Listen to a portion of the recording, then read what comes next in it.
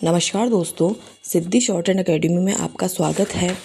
आज की dictation 140 word प्रति मिनट की गति से होने वाली है। यह डिक्टेशन आपकी स्पीड और एक्यूरेसी दोनों टेस्ट करेगी। अगर आपको डिक्टेशन पसंद आती है तो चैनल को लाइक एंड सब्सक्राइब जरूर करें। तो आज का चैलेंज है 140 वर्ड प्रति मिनट की गति से होने वाला डिक्टेशन। तो इस चैलेंज को हम स्टार्ट करते हैं। डिक्टेशन स्टार्ट होगा 5 सेकंड बाद। स्टार्ट। महोदय, हमारे देश की बुनियादी गरिमा और देश के सामान्य नागरिक की बुनियादी सूझबूझ का लाभ उठाने का तरीका निकालना चाहिए, क्योंकि इनकी सहायता से हम उन शक्तियों पर विजय पा सकते हैं जो औसत नागरिक के भविष्य और उसके बच्चों के भविष्य के लिए खतरा बनी हुई है। यह प्रयास केवल सरकार के स्तर पर ही आवश्यक नहीं है।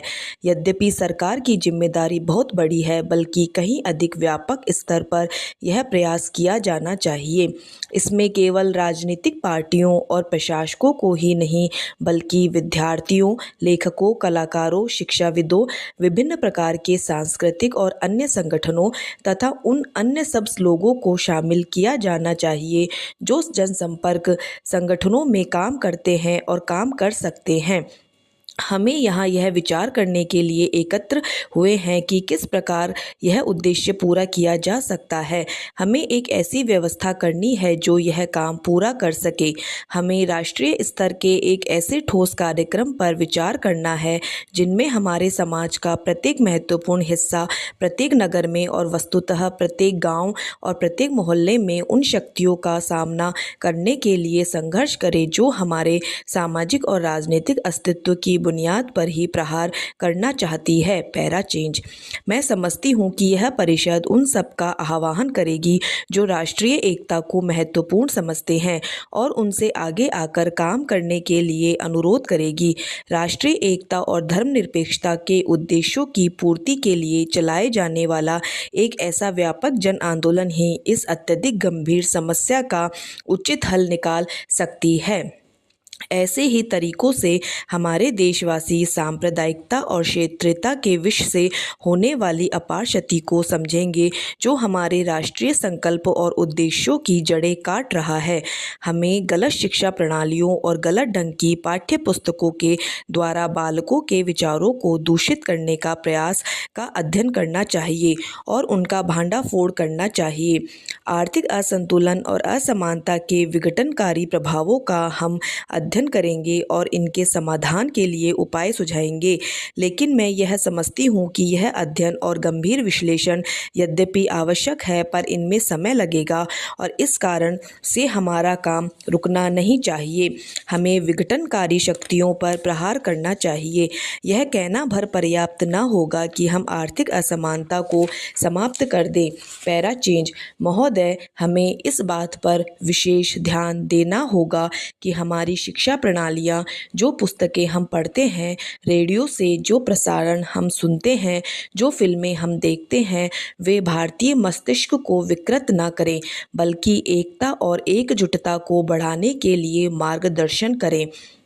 हम लोगों की यहाँ मिलीजुली टोली होने के कारण संभवतया इस समस्या के विभिन्न विश्लेषण और निदान प्रस्तुत किए जाएंगे, लेकिन मुझे यह आशा है कि इस परिषद की बैठक के फलस्वरूप एक ऐसा कार्यक्रम सामने आएगा जिस पर यह सहमति होगी कि सद्भाव बढ़ाने के लिए क्या उपाय किए जाने चाहिए, जिससे हमारा समाज और राजनीतिक व्यवस्था स्वस्थ, शक्तिशाली और आत्मविश्वासपूर्ण हो जाएं।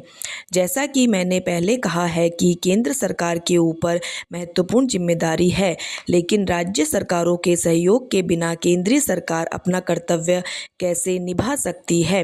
अतः हमें विचार करना होगा कि राज्य क्या कर सकते हैं, राजनीतिक पार्टियां किस प्रकार सहायक बन सकती है, समाचार पत्रों से कैसे मदद मिल सकती है और यह परिषद अथवा इसके द्वारा गठित कोई संगठन किस प्रकार काम कर सकता है।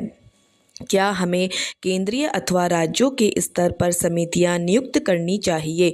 स्थायी निगरानी रखने के लिए क्या सामूहिक प्रयास किया जा सकता है? मैं कोई नियम निर्धारित नहीं करना चाहती, क्योंकि इस बैठक का उद्देश्य सुझाव और ठोस प्रस्ताव पास करना है। पर मुझे यह आशा अवश्य है कि जब आप अपने विचार प्रकट करें, तब आप व्यापक विश्लेषण न करके कुछ ठोस प्रस्ताव प्रस्तुत कर हमारी मदद करें, ताकि इन प्रस्तावों पर विचार हो सके और उन पर उपयोगी तरीके से कार्यवाही की जा सके। Para change. इस परिषद की बैठक बुलाने पर बहुत विचार किया गया। इस कारण विलम्ब हुआ कि हम लोगों से परामर्श कर रहे थे। आज मैं यहाँ बहुत भारी मन से बोल रही हूँ कि प्रश्न केवल अल्पसंख्यकों, मुसलमानों या ईसाइयों या अन्य अल्पसंख्यकों के प्रति सहानुभूति का नहीं है, और न ही पददलित लोगों, हरिजनों अथवा आदिवासियों की स्थिति के प्रति केवल चिंता प्रकट करने का, बल्कि भारत के नाम पर कलंक लगने, उसकी बदनामी होने तथा उन बुनियादी मूल्यों और आदर्शों के कलंकित होने पर मुझे अपार दुख है, जिनके कारण ही भारत सदा से माना जाता रहा। मैं समझती हूँ कि आधुनिक भारत में इस काम को आगे बढ़ाया जाए।